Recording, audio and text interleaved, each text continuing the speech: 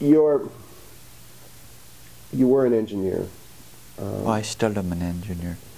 Did you ever go back to work? Yes, I did, yeah. When was that? In September of 2006, I started trying to work part-time. Now that would be, what, 30 months after your accident? Or September, you said? So 3 almost years. 3 years? Yeah. Almost 3 years, yes. Tell me about going back to work. Well,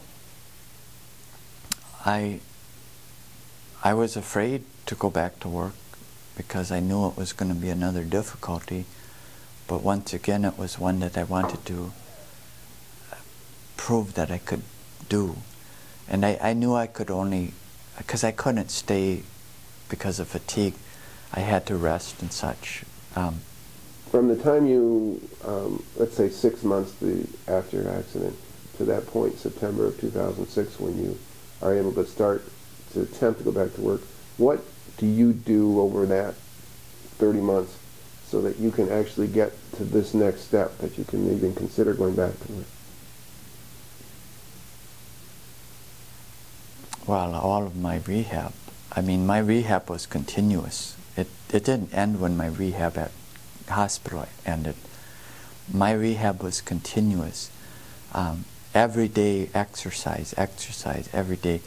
And of course exercise for somebody who's not in this condition is, like all day few hours a day every day. But for me, exercise may have been a half of an hour each day. And it may have been lying on the chair and try lifting your arm up as high as you can. Try next time a little higher, and then it floats where you can't lift it as high. It was just learning how to coordinate your muscles again, because as I was told by the doctor, and this is very true, prior to a brain injury is like a person or myself who knew how to type. After a brain injury, you are hunting and pecking. So everything you do, you had learned was natural, is no longer natural. And I even take it one step further. It's like hunting and pecking on a keyboard that has the keys rearranged each time you come back to do it. Just like you can't remember things. That's why, because of my memory disability. When you're going through this period, how big of a problem is fatigue for you? Fatigue is a very big problem. I still have fatigue fairly good, but I manage to push myself as much as I can and do what I can.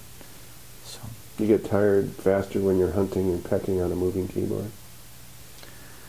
You get tired when you're hunting and pecking, yeah, on a moving keyboard. Well, I shouldn't answer that. I should ask you, do you get tired if you were to hunt and peck on a moving keyboard? Because I know what it's like for me, but do you? Well, the first manifestation to me wouldn't be even fatigue, it would be frustration, which ultimately leads to absolutely frustration. But the thing that has to overcome frustration is desire. You have to have the desire within you to succeed. And frustration,